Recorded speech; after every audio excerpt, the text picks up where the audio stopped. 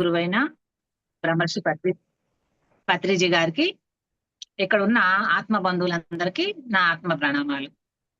మనం సెక్షన్ లో నేను అనస్థేషియా గురించి ఎంతవరకు చెప్పుకున్నామంటే, అనస్థేషియా వాళ్ళ బాబు వలాడియా ఏం చెప్తాడంటే, మన డిజైన్ లో, మన కుటుంబం యొక్క డిజైన్ లో ఇంకొక పాప రావాల్సి ఉంది కాబట్టి మనం నేను దానికి సిద్ధం చేస్తానని ఆ వాళ్ళ దానిగా తండ్రికి కావాల్సిన మూలికలు, రసాయనాలు అన్ని ఇస్తాడనమాట.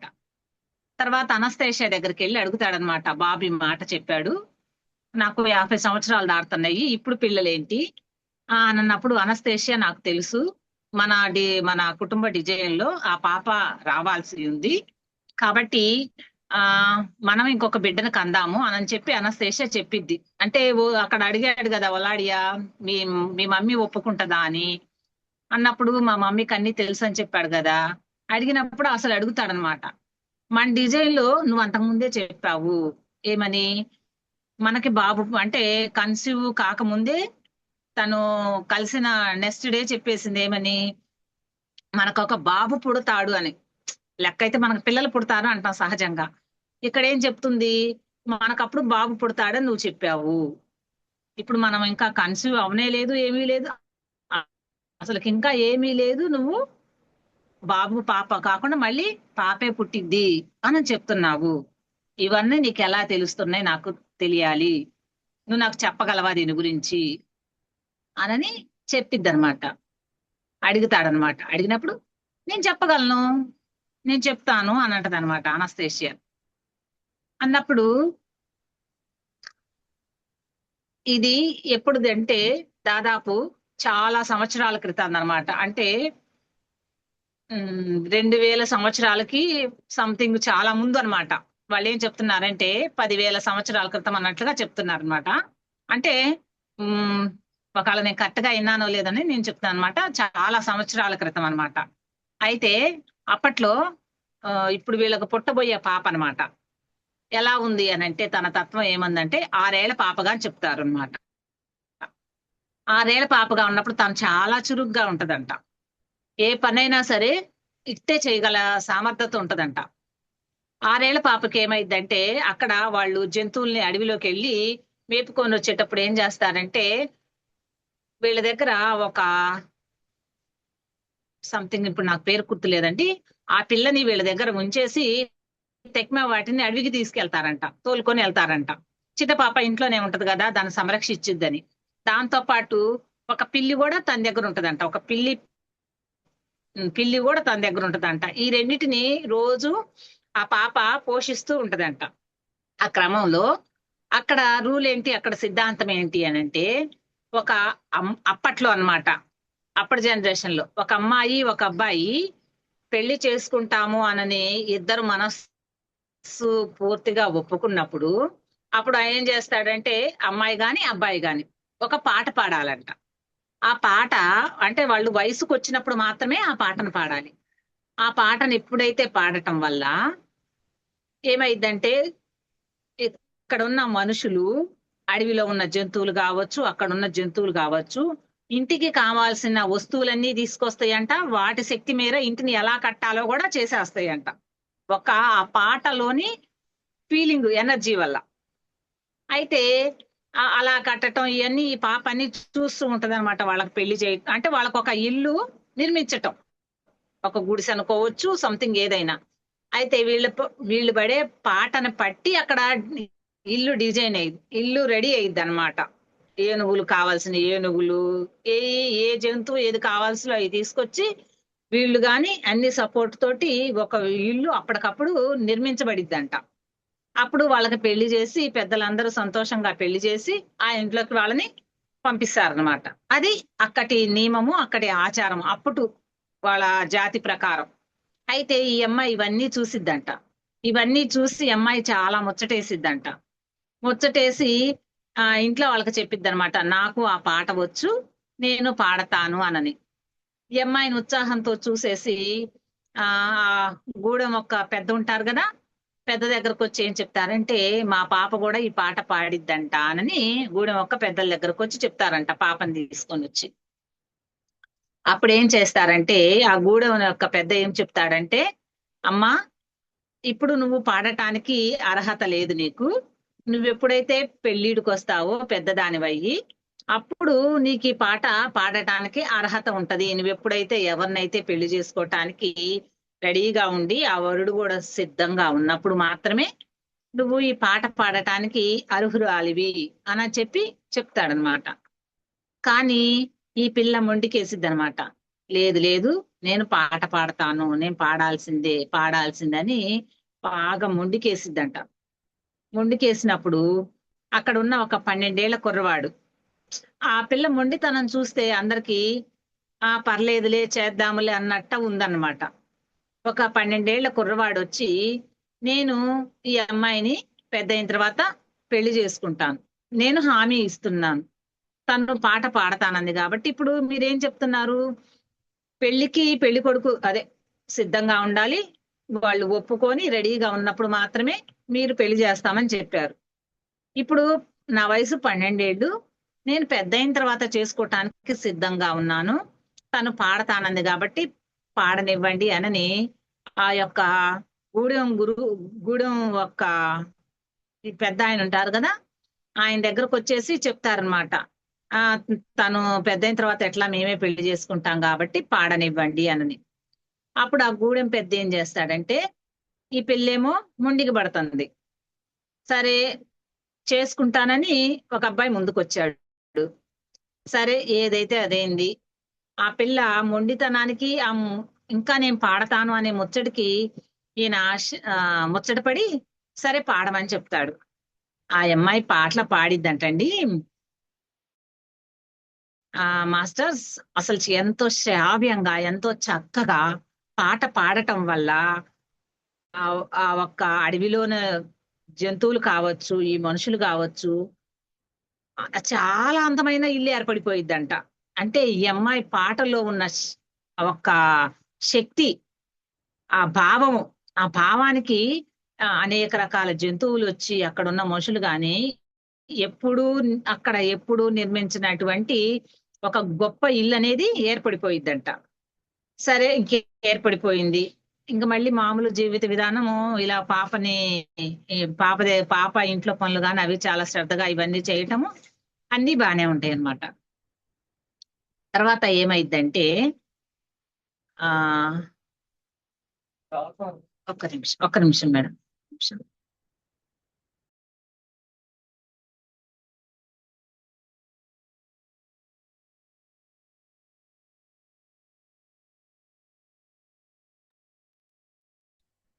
అక్కడ దగ్గరలో ఐస్ ఏజ్ అనేది ఒకటి వస్తుందని వాళ్ళు గుర్తిస్తారన్నమాట పెద్దలకి ఏంటంటే తాడై, అంటే అప్పుడు వాళ్ళు ప్రకృతిలో ఎక్కువ మమైకమై ఉండటాన వాళ్ళకి ప్రకృతి కొన్ని శక్తులు ఇచ్చేదన్నమాట.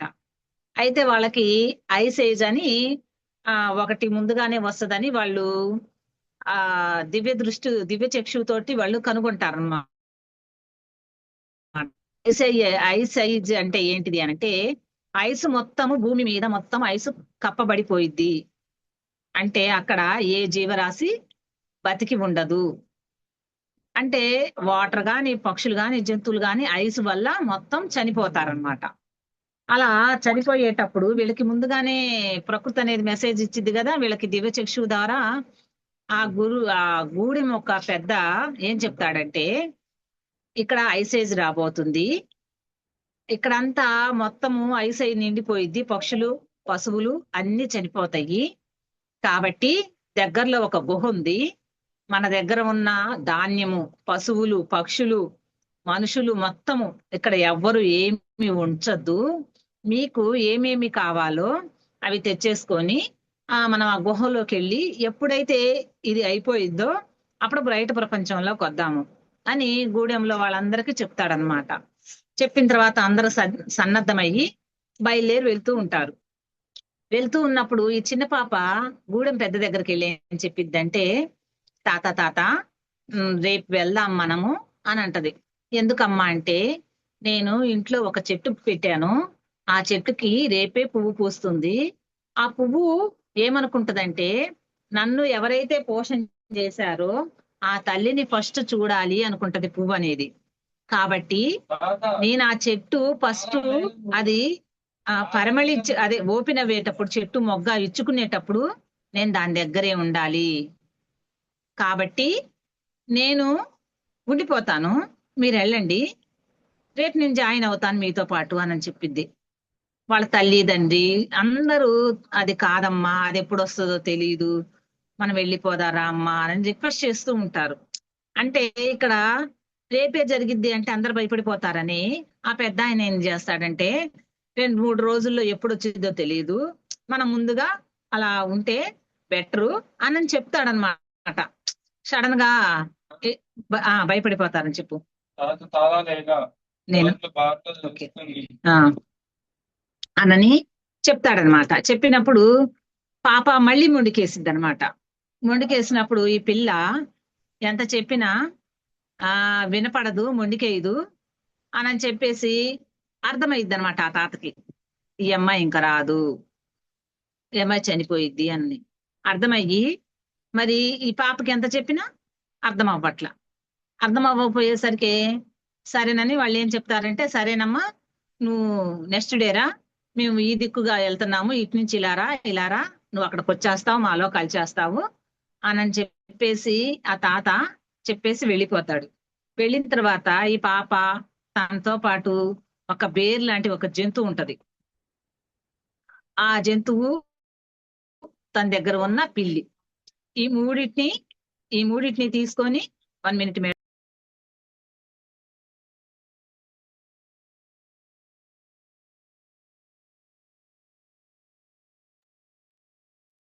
Sorry madam. అయితే అలా పాప వచ్చేసిద్ది అనమాట, తన ఇంటి దగ్గరకు వచ్చేసి ఆ చెట్టు దగ్గరే కూర్చుంటది అనమాట. తనకు ఆనుకొని ఎవరుంటారు, ఒక బేరు ఉంటది. బేరు అంటే పెద్దది అనమాట. దాని పక్కన ఈ పాప ఈ పిల్లి ఉంటారు.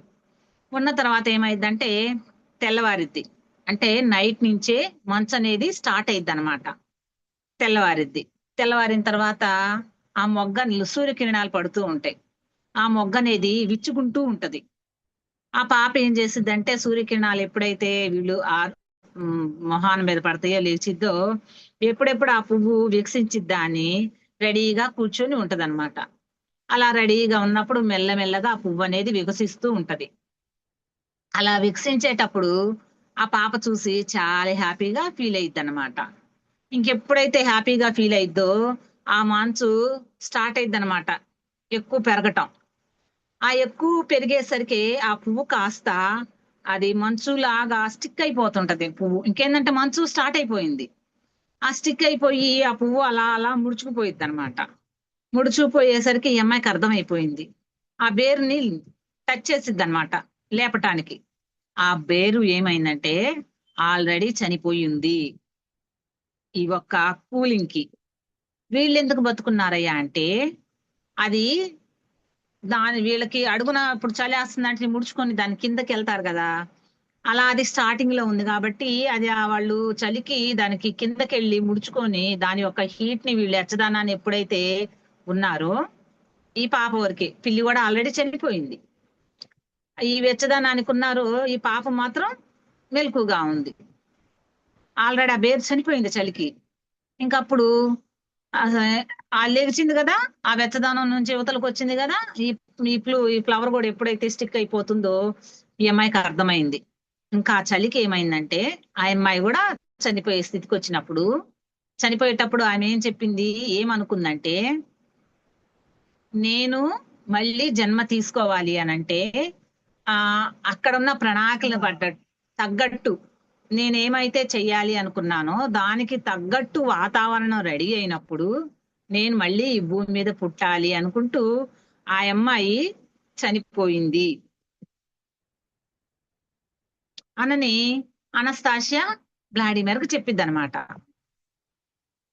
ఇంకా చనిపోయి ఇంకా అంటే ఈ అమ్మాయి ఒక వృద్ధాత్మ, అంటే అప్పటికే అన్ని సంవత్సరాల క్రితమే ఎంతో తెలివిగా ఎంతో చురుగ్గా ఆలోచించే ఒక గొప్ప ఆత్మ.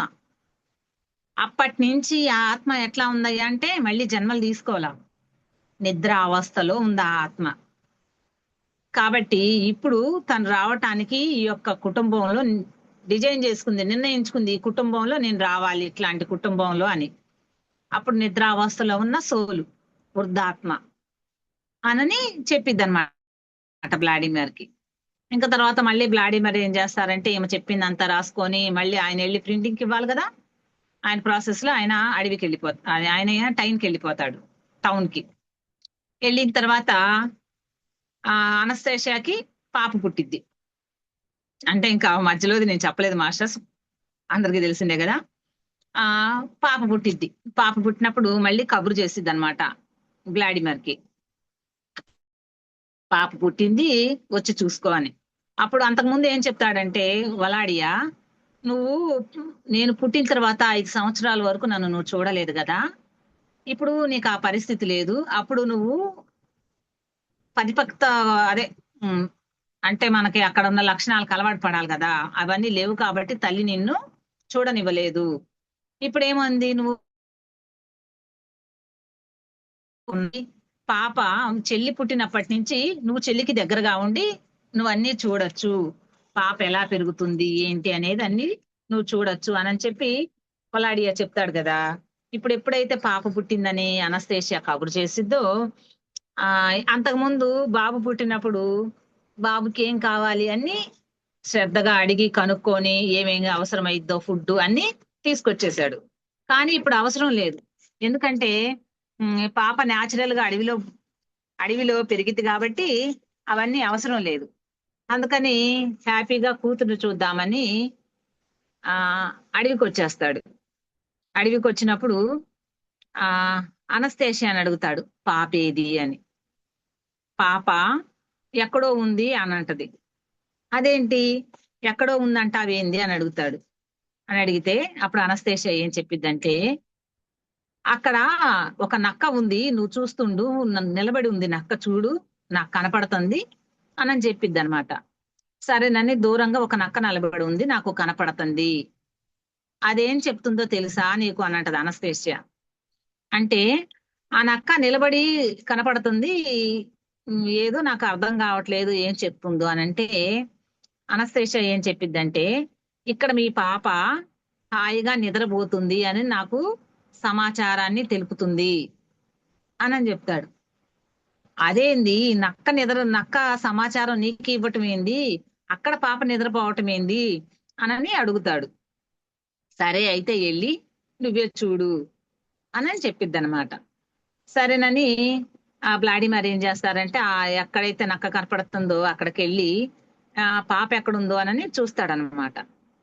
పాప ఎక్కడుందయ్యా అంటే, నక్క గుంట తీసుకుంటది కదా, ఒక 2 అడుగుల ఫీట్లో గుంట తీసుకొని పిల్లల్ని అక్కడ పెట్టిద్దంట. ఆ పిల్లల దగ్గర పడుకొని పాప నిద్రపోతుంది. పాప పేరు నిన్నేం చెప్పుకున్నాము, అనస్తా అని పాప పేరు అన్నమాట. అన్నప్పుడు ఇంకక్కడికి వెళ్ళి చూస్తే పాప ఆ ఒక నక్క పిల్లలతో నిద్రపోతుంది. నిద్రపోయిన తర్వాత పాప లెగిచి అన్ని చూస్తూ ఉంటాడు, కానీ దబా దబా వెళ్ళి మన పిల్లలు అనుకో దబా దబా వెళ్ళి ఎత్తేసుకుంటాం. కానీ ఇవన్నీ అక్కడ విషయాలు ఇవన్నీ తెలుసు కాబట్టి వ్లాడిమిర్ అసలు ఏం జరుగుతుంది అనని చూస్తూ ఉంటాడు. చూస్తున్నప్పుడు 2 అడుగుల ఫీట్లో ఉంటది కదా గుంట, ఆ పైకి రావటానికి పాప చేయి పెడుతూ ఉంటది అనమాట. చేయి పెడుతూ ఉంటే అది 2 అడుగుల గుంతలో ఉండటానికి ఎక్కాలంటే పాపకి ఇంకా అంత వయసు రాలేదు. రాపోయేసరికి ఆ ఒక నక్క ఏం చేసిద్దంటే తన యొక్క తోకను అందించిద్ది అనమాట. ఆ తోక పట్టుకొని ఆ పాప పైకి వచ్చేసిద్ది. పైకి వచ్చిన తర్వాత మళ్ళీ చూస్తూనే ఉంటాడు, వెళ్ళాడు దగ్గరికి, పాపను తీసుకోడు. తర్వాత ఏమైందంటే చిన్నంగా అడుగులేస్తూ అనస్తా ఏం చేసిద్దంటే అక్కడ దగ్గరలో నీళ్లు ఉంటాయి అన్నమాట, నీళ్ళలోకి వెళ్ళిద్ది. నీళ్ళలోకి వెళ్ళేసరికి చిన్న అడుగులు వేసుకుంటూ వెళ్ళేసరికి ఆ నీళ్లు బాగా గొంతు దాకా వస్తాయి. అయినా అడుగులేస్తూ వెళ్తూ ఉంటది అనమాట. ఎలా వేస్తుందంటే అడుగులు అనస్తా ఆ ఒక రాజ్యంలో ఒక రాణి ఎలాగా దారిలో నడుస్తూ ఉంటది, ధైర్యంగా నడిచిద్ది. ఎందుకంటే తన పక్కన ఆ రాజా పరివారం ఉంటది. తనకి ఏదన్నా వచ్చిద్ది అని భయం లేదు. ఎందుకంటే ఇక్కడ సపోర్ట్ ఉంది. సపోర్ట్ ఉండటం వల్ల ఒక రాణి అదే ఒక రాజకుమార్ అవ్వచ్చు ఎలా వెళ్ళిద్ది, ధైర్యంగా ముందుకు వెళ్ళిద్ది. అలానే ఈ అనస్తా కూడా చాలా ధైర్యంగా వెళ్ళిపోతుంటది నడుచుకుంటూ. ఇది అడివే, ఇక్కడ ఏముంటుంది అసలు, ఇంకా ఆ పాపకి ఇంకేం తెలియదు, ధైర్యంగా వెళ్తూ ఉంటది. అలానే నీళ్ళల్లో కూడా వెళ్ళిద్ది. నీళ్ళల్లో అయిన తర్వాత గొంతు దాకా నీళ్లు వస్తాయి. ఆయన తండ్రి వెళ్ళాడు అనమాట, చూస్తూనే ఉంటది అసలు ఏం జరిగిద్దా అని. ఆ పాప ఏమైందంటే అనస్తా నీళ్ళల్లో మునిగిద్ది అనమాట. మునిగంగానే ఆ నక్క ఏం చేసిద్దంటే దబా దబా వచ్చి తన తలతోటి ముందుకు ముందుకు అంటూ ఉంటది పాపని నీళ్ళల్లో. ముందుకు ముందుకు అన్నప్పుడు చిన్నగా అలాగా ఒడ్డుకు వచ్చిన తర్వాత అనస్తేషియా లేచి నిల్చొని బయటకు వస్తుంది అనమాట. అయినా చూస్తూనే ఉంటాడు వ్లాడిమిర్. చూస్తూనే ఉన్న తర్వాత అంటే అక్కడ ఉన్న ఏం జరుగుతుంది అనేది చూస్తూ ఉంటాడు అనమాట. అనస్తేషియాని ఇంకప్పుడు దగ్గరకు తీసుకుంటాడు. అంతవరకు అది అయిపోయింది అనమాట. ఇప్పుడు ఈ అనస్తేషియా ఆలోచనలు ఎలా ఉంటాయి అనంటే, ఆ అనస్తా దగ్గర ఒక ప్లేస్ ఉంటది అనమాట. ఆ ప్లేస్ అంతా చౌడు భూమి. అంటే చౌడు భూమి అంటే ఏమైందంటే అక్కడ మొక్కలు సరిగ్గా పెరగవు. ఆ భూమి అలా ఉంటదన్నమాట.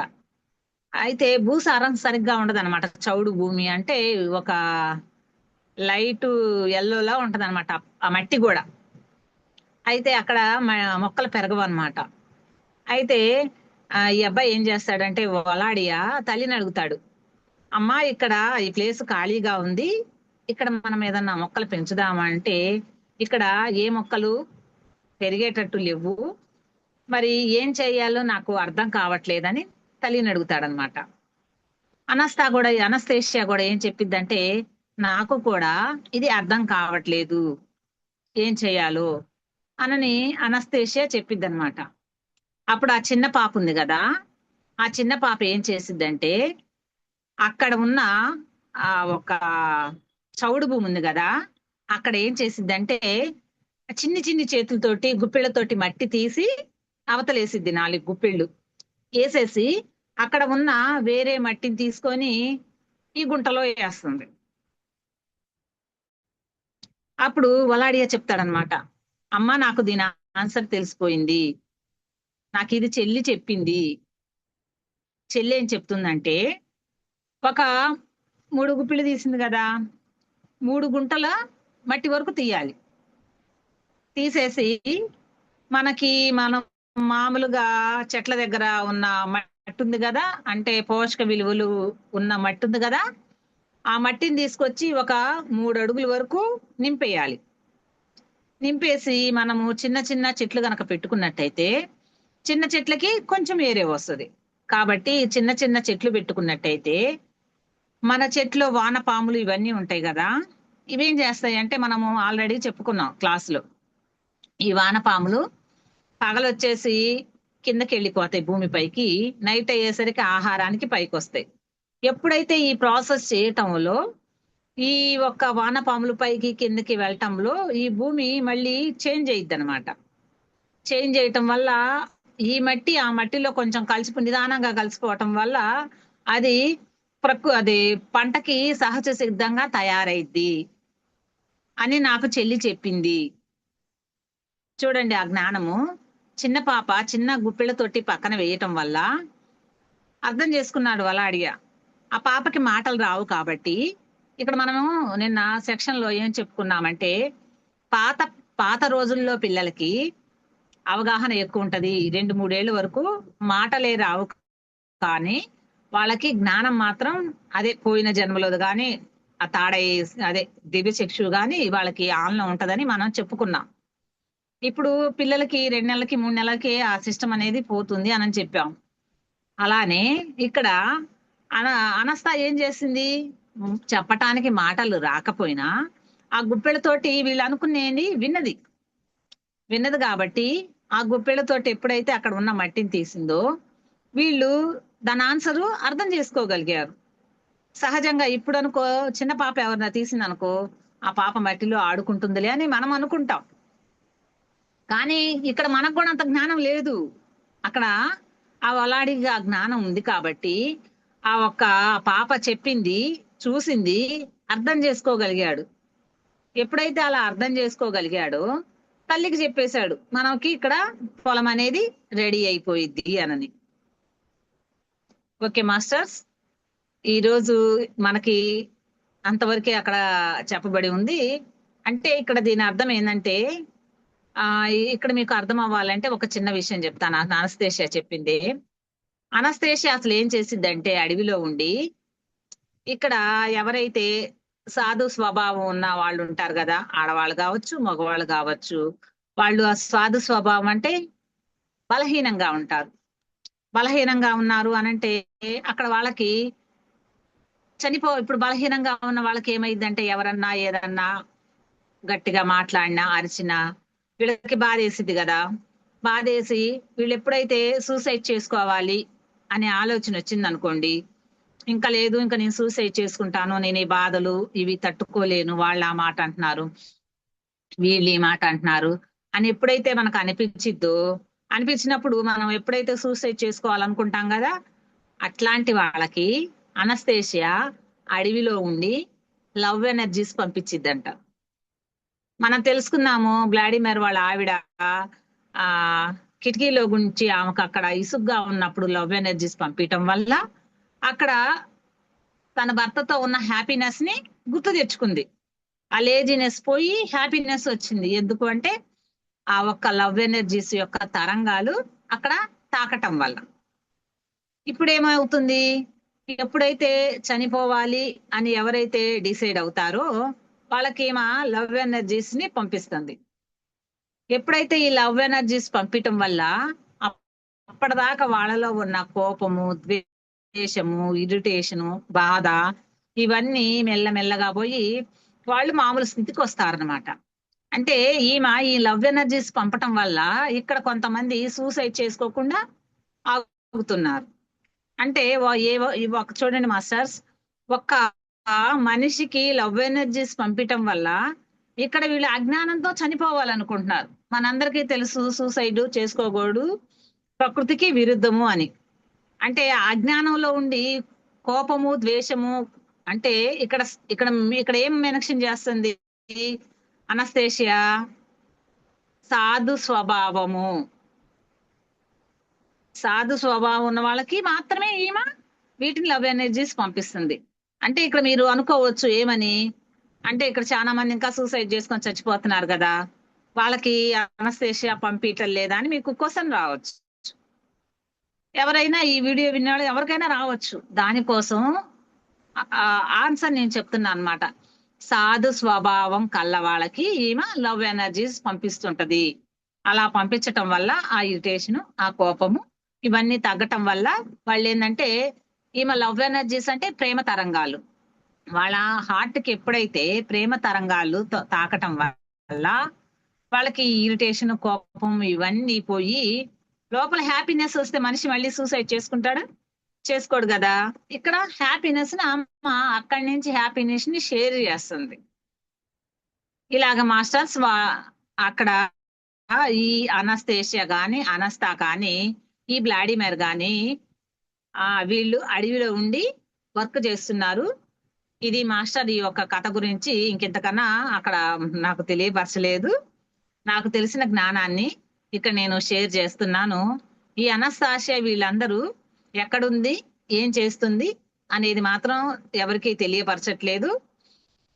నాకు ఇది పత్రిజీ గారు ఈ యొక్క పుస్తకాన్ని మీరు అందరూ చదవండి. ఈమె లేడీ టార్జన్.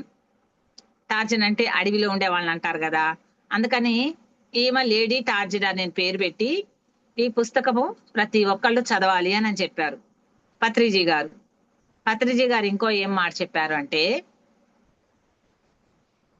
అదే స్త్రీ శక్తి గొప్పతనం గురించి ఏం చెప్పారు అని అంటే, ఈ ఒక్క అనస్తేషియా అడవిలో ఉండి ఈ భూమి మీద ఎక్కడ ఏమైతే చూడగల సామర్థ్యత ఉండి ఆమె ఇక్కడ ఆ అడవిలోనే ఉండి ఇక్కడ ఏం చేయాలో కూడా చేయగలిగే సామర్థ్యత ఉంది. కాబట్టి వీళ్ళు అడవిలోనే ఉండి వర్క్ చేస్తున్నారు.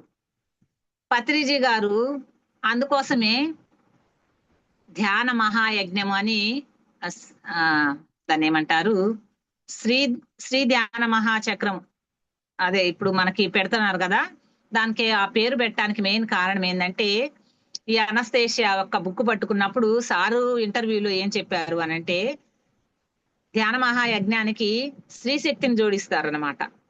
అంటే స్త్రీ యొక్క గొప్పదనాన్ని తెలియపరచడం కోసం పత్రిజీ గారు ఆ నేమ్ అనేది పెట్టారనమాట.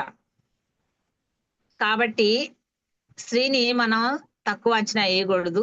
స్త్రీ శక్తి అంటే అమ్మవారు శక్తి, స్త్రీ అంటే అమ్మవారి శక్తి. స్త్రీ ఇక్కడ ప్రకృతి పురుషుడు అని చెప్తాము. పురుషతత్వం అంటే శివతత్వం, ప్రకృతి తత్వం అంటే పార్వతీదేవి తత్వం. అంటే ఎప్పుడైతే శివుడికి కూడా శక్తి ఎప్పుడైతే ఉంటేనే ఆయన విలువ, శక్తి లేకపోతే ఆయనకు అక్కడ విలువ ఉండదు. కాబట్టి శక్తి స్వరూపిణి అయిన అమ్మవారు ఎప్పుడైతే ఉండటం వల్ల స్త్రీ శక్తి పురుష శక్తి కలిస్తేనే అది ఒక లెక్క. కాబట్టి మనకి పురాణాలు పట్టైనా సరే స్త్రీకి ఎక్కువ శక్తి ఉంది, స్త్రీ శక్తికి ఎక్కువ ఇంపార్టెంట్ ఉంది. కాబట్టి పత్రిజీ గారికి ఇవన్నీ తెలుసు కాబట్టి ఆ పేరు పెట్టారు ధ్యాన మహాచక్రానికి. కాబట్టి మాస్టర్స్, ఈరోజు సబ్జెక్టు ఇంతవరకు అయిపోయింది. ఈ ఒక్క అనస్థేషియా బుక్ ని నేను ఆ బుక్ చదవపోయినా, నా దగ్గర బుక్ లేదు, ఎప్పుడైతే ఆ వీడియో విన్నానో అప్పటి నుంచి నాకేమైందంటే అది తెలుసుకోవాలని క్యూరియాసిటీ పెరిగిందనమాట. పెరిగి అమ్మటే గూగుల్లో చెక్ చేసి ఆ వీడియోస్ ని విన్నాను. విన్న తర్వాత ఏమైందంటే, ఇక్కడ నేను మేడం గారిని నాకు 2 రోజులు సెక్షన్ ఇవ్వండి అని అన్నప్పుడు మేడం గారు నాకు 5 రోజులు ఇచ్చేసింది. 5 రోజులు ఇచ్చేసిన తర్వాత నాకేం చెప్పాలి 5 రోజులకు సబ్జెక్ట్ అంటే? ఆల్రెడీ అంతకుముందు నేను 6 రోజులు చెప్పి ఉన్నాను. ఏం చెప్పాలి అన్నప్పుడు ప్రకృతి అని పెట్టినప్పుడు ఇంకెమ్మటే అనస్థేషియా ఒక రోజు చెప్పి వేరే సబ్జెక్ట్ 2 డేస్ చెప్దాం అనుకున్నాను. ఏమవుందంటే, మీరు బాగుంది సబ్జెక్ట్ అనటం, అది నాకు కూడా చెప్పటం నచ్చింది.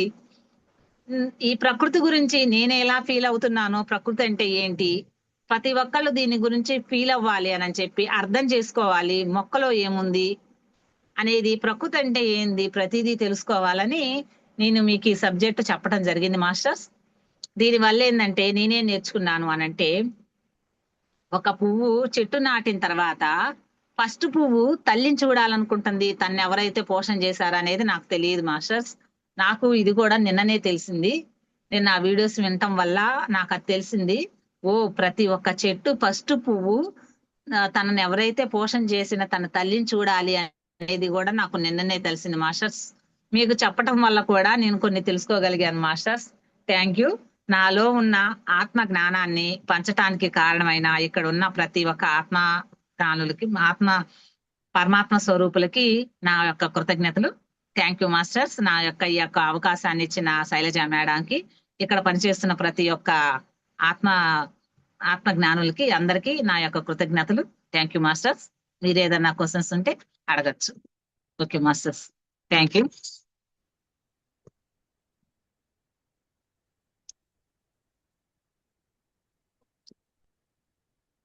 థ్యాంక్ యూ మేడం, చాలా చాలా బాగుంది మేడం. Thank you. ఇంకా మీ అనుభవాలు ఏమైనా చెప్పండి మేడం. అనుభవాలు చెప్పమంటారా? చెప్పండి. నాకు ఎప్పుడైతే ఈ అనస్థేషియా అది విన్న తర్వాత నాకు ప్రకృతి అంటే ఇంకా అటాచ్మెంట్ ఎక్కువైపోయి నాకేమనిపిస్తుందంటే, 5 ఎకరాల పొలం తీసుకొని, అంటే ఇక్కడ మనకి యద్భావం తద్భావత్ ఉంది కదా అనుకోవచ్చు. మీ మేడం మీరు బాగా ఉన్నవాళ్ళ 5 ఎకరాల పొలం తీసుకోవచ్చు అంటారని చెప్తున్నాను. మాది రెంట్ హౌసే, కానీ నాకు యూనివర్స్ వర్క్ ఇంకా చేయాలని ఉంది, చాలా చాలా చేయాలని ఉంది. దాంట్లో ఒక 5 ఎకరాలు యూనివర్స్ నాకు ఇచ్చిద్ది. చూడండి అనే పదం కూడా, యూనివర్స్ నాకు 5 ఎకరాలు పొలం ఇచ్చిద్ది. దాంట్లో 1 ఎకరం ఏమో పిరమిడ్ గాని స్పిరిచువల్ గా నేను దాన్ని డెవలప్మెంట్ చేయాలనుకుంటున్నాను. 4 ఎకరాలు ఆర్గానిక్ ఫార్మింగ్ చేయాలనుకుంటున్నాను. ఇప్పుడు ఏదైతే అనస్థేషియా చెప్పిందో మందులు లేకుండా పంటను ఎలా పండించాలి ఏంటి అనేది, అనేక రకాల చెట్లు పెంచాలి. అంటే ముందు మా ఫ్యామిలీ బయట ఫుడ్ తినకుండా మా ఫ్యామిలీకి కావాల్సిన ఫుడ్ ఏదైతే ఉందో అవి పెంచేసి, తగ్మా ఏదైతే చెట్లు ఉన్నాయో అవన్నీ మనకి ఫ్రూట్స్ కావాల్సిన మనతో అంటే ఇక్కడ మనము 1 ఎకరంలో నేను చేయాలనుకుంటున్నాను కదా, స్పిరిచువల్ గా గ్రో చేయాలనుకుంటున్నాను కదా, అది పెట్టాలనుకుంటున్నాను కదా, దానికి కావాల్సిన ఫ్రూట్స్ కానీ మొక్కలు కానీ ఇవన్నీ ఆ పొలంలో నుంచే రావాలి. ప్రతి ఒక్క రైతు నేను ఎలా చేస్తున్నాను వ్యవసాయం అనేది ప్రతి ఒక్క రైతు చూసి వాళ్ళు కూడా ఆర్గానిక్ ఫార్మింగ్ రావాలి అనేటట్టుగా నేను ఏం చెయ్యాలి అనేది నేను ఇప్పటి నుంచే డిజైన్ చేస్తున్నాను. నా డిజైన్ ఎలా ఉంటది అనంటే ఆ ఒక్క 5 10 ఎకరాలు పంట తీయాలి నా యొక్క డిజైన్. మరి దానికి మనుషులు ఎలా మనకి పెట్టుబడి తగ్గాలి. మరి మనుషులు ఇప్పుడు వచ్చేసి అంటే మనం ఆలోచించేది కూడా న్యాచురల్ గానే ఆలోచించాలి. ఇప్పుడు ఒక మగ మనిషికి కూలీ వచ్చేసి 1000 రూపాయలు ఉంది. మరి అక్కడ నాకు అంత దిగుబడి రావాలి అని అంటే నేను ఫార్మింగ్ వ్యాపారం కోసం చేయటం లేదు, మనుషులు తగ్గించుకోవాలి అని నా డిజైన్ ఎలా అయితే ఉంటదో, నేను ఎలా అయితే మొక్కలు పెంచాలి, ఏ ప్లేస్ కి ఎలా పెట్టాలి అని నేను ఏదైతే డిజైన్ చేసుకుంటానో నాకు వచ్చే స్మాల్ వీడియోస్ కూడా సేమ్ అయ్యే వస్తాయి. నేను లోపల ఏదైతే డిజైన్ చేసుకుంటానో అలాంటి వీడియోసే వస్తాయి అనమాట నాకు. నేను ఈ డిజైన్ చేసుకున్నా అంటే మాది ఫార్మర్ కుటుంబం కాదు, కానీ నాకు ఫార్మింగ్ చేయాలని ఉంటది, దాన్ని ఎలా డిజైన్ చేసుకోవాలనేది ఉంటది. అంటే నేను చిన్నప్పటి నుంచి మాకు పొలం లేదు, అయితే కాకపోతే నాకు ఇంట్రెస్ట్ ఉంది. ఎలా మొక్కలు వేయాలి, దీన్ని ఎలాగ పోషణ చేయాలి, ఎలాగ ఎక్కువ గ్రోత్ తీసుకోవాలి, ఎలాగ వేరు వేయాలి, ఖర్చు లేనిది అలా చేయాలని నాకు డిజైన్ ఎలా అయితే ఉందో సేమ్ అలే వీడియోస్ వస్తుంటాయి నాకు. అప్పుడు అనిపించింది ఇదేంటి నా మనసులో నా ఇన్నర్ లో ఏదైతే ఆలోచన ఉందో